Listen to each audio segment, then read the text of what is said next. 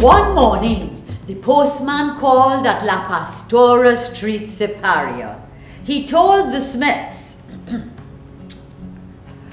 a rumor going wrong that the Black Virgin, La Divina Pastora, the Holy Shepherdess, she crying. Half of the town believe it and the other half don't. You know, some say that the tales have healing powers. It's real bacchanal this year. Can we go? Nerissa asked her mummy. The next morning, Mrs. Smith explained to everyone about the saint. Nobody knows where La Divina Pastora came from. She came here to us in the time of your great-great-great-grandmother. Could a statue really cry? Jaden asked. Well, we'll soon find out, Daddy replied. Near the La Divina Pastora Roman Catholic Church, bells and drums throbbed as the crowded, jam-packed, filled streets were lined with stalls selling flowers and candles, and prayer beads, and small statues and pictures of the saint. Scents filled the air. Curry, cakes and nuts and fries and incense all filled the air. Corn soup! Shouted out someone. Smoke from all the barbecues added to the excitement of the atmosphere. Women passed by in colorful saris, chanting Sipari Mai, while several others were chanting hymns and praying the rosary. Roman Catholics, Hindus, Pentecostals, Buddhists and Baptists all came in celebration of the saint. Tourists walked by taking pictures.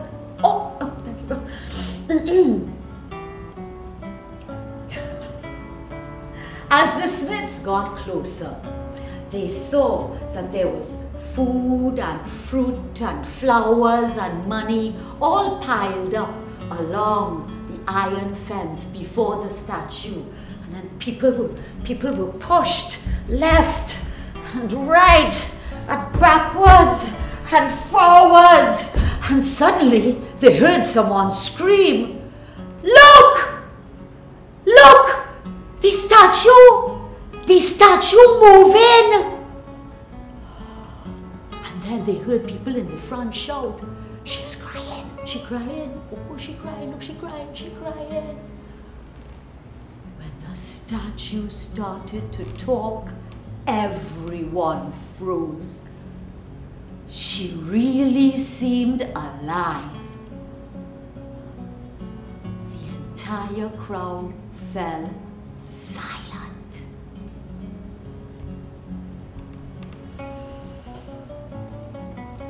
"I was born in Venezuela," she told the crowd. "One day, I went fishing with my parents and we went into this small boat. Next thing, the boat, it started to rock and shake and my frightened mother, she reached out for me, but then the boat, it turned over and we all went down in the water." Nerissa squeezed her mother's hands tightly and the little boys hugged Mr. Smith's legs. The statue continued. "A fisherman, he's saving me, but he could not find my parents. Then he bringing me to his grandmother, his abuela, and she putting me to live all alone in a tree house. I was very hungry and I started to pray and pray and pray and pray. Then one day, some evil wizards, They're kidnapping me, Jess, and they're making me wash all their dirty clothes and cook their food and scrub their dirty floors. And they never say gracias. They're never telling me thank you. They only laugh at me and tell me, oh, one day you will be a queen. I prayed to escape. Many in the crowd gasped. I think they finally got fed up of all the crying, and one day they turning me into wood. One day, in a big flood, I was swept out to sea. I floated round and round, and then one night in a big storm, a man, he was all dressed in white, and he held on to me, and we were both washed up on the beach, and he carried me to this church, and he telling everybody how I saving his life.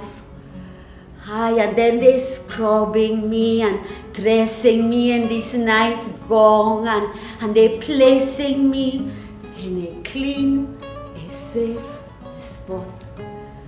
I thanking God, and I praying for the peace of everyone. Many religions come to me. Many religions. God loves us all. She seemed to smile. Then the tears stopped and she was silent. To this day, nobody has ever heard the statue weep again. And many who were there whisper the story, and like the children, wonder if it was all